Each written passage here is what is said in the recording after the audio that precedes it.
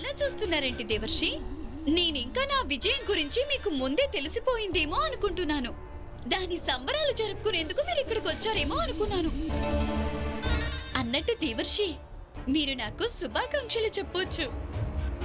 నేను దేవి సంతోషికి దాని గురించి చెప్పనులేండి. నారాయణ నారాయణ. అవును దేవి పౌలమి, కొంచెమే కావచ్చు. కాకపోతే జయము పరాజయం గురించి తెలిసిపోయింది నాకు. అది మంచి విషయమే కదా దేవర్షి. అందరూ అంటూ ఉంటారు కదా, సంతోషం జీవితాన్ని ప్రకాశింపజేస్తుందని. అలాగే ఈర్ష్య దాని అంధకారం దిశగా తీసుకెళ్తుందని. కొంచెం మా లోకాన్ని సంపూర్ణంగా ఒకసారి గమనించండి దేవర్షి. ఎవరైనా అనగలరా ఈర్ష్య లోపాలు జీవితాన్ని అంధకారం దిశగా తీసుకెళ్తాయని? ఈ మెరుపులు, ఈ ప్రకాశం, కనిపిస్తున్న ఇవన్నీ నేను విజయం పొందడానికి ప్రతీకలు దేవర్షి. సంతోషి మాత పరాజయానికి ప్రతీకలు. నారాయణ నారాయణ. క్షమించండి దేవి పౌలమి, అయినను జయాపజయాల గురించి నేను తెలుసుకోవాలనుకోవడం లేదు. నాకు తెలిసిందల్లా ఒక్కటే, సుఖము దుఃఖము రెండూ కలకాలం ఉండవు. ఎవరి నుదుటున ఏం రాస్తుందో అది కేవలం సృష్టికర్త అయిన బ్రహ్మదేవులకే తెలుసు. అందువలననే మనం ఆశించే వాటిని ఆధారంగా చేసుకుని భవిష్యత్తు గురించి ఏవేవో ఊహించుకుని సంతోషపడడం సముచితం కాదు దేవి పౌలమి.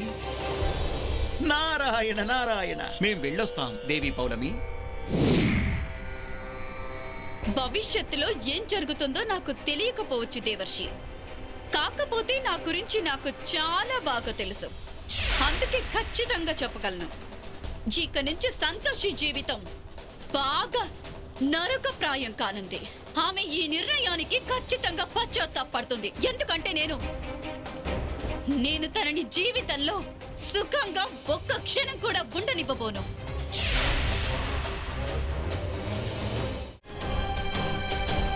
దమయంతి, నువ్వు సంతోషితో ఇక్కడేం మాట్లాడుతున్నావు? అత్తమ్మా, నేను నిజమే అంటున్నాను.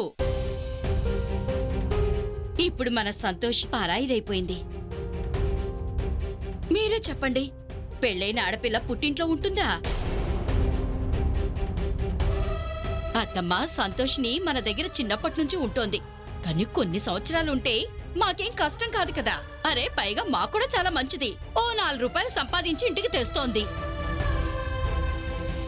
కానీ మేమంత చెడ్డవాళ్లం కాదత్తమ్మా. మా స్వార్థం కోసం తన సంతోషానికి అడ్డు రావడానికి.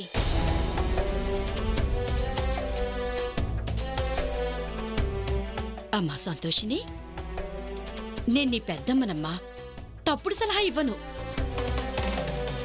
ఒక నిజం చెప్పనా?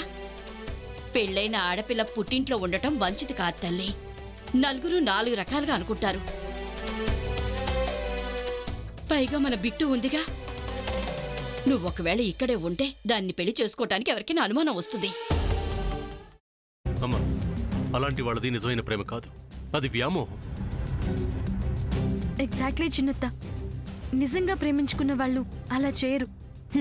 ఎంత మనసు విరిగిపోతే కన్న కూతుర్ని పట్టుకొని మా దృష్టిలో చచ్చిపోయా ఉంటుందా తల్లి? అది సరే అమ్మా, తన కూతురుతో తన మాట అనేటప్పుడు ఆమె మాటల్లో వ్యథ, కళ్ళల్లో బాధ గమనించావమ్మా? పెద్దబాబుకు బర్త్డే విషెస్ చెప్పు కూడా వెళ్ళాం కదా. ఊరికే ఎలా కాలిపోతుంది? మంట పెడితేనో పడితేనో తగలబడుతుంది.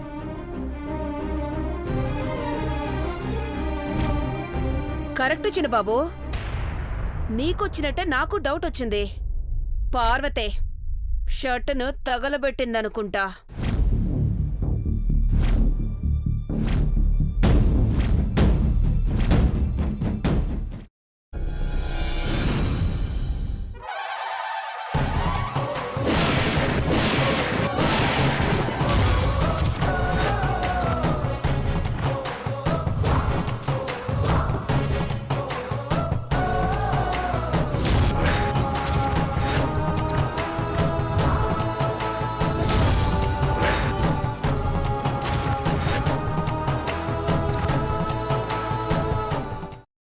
వేసుకున్న తర్వాత పొట్టు తీసేసి చాప్ చేసి పక్కన పెట్టుకోవాలి.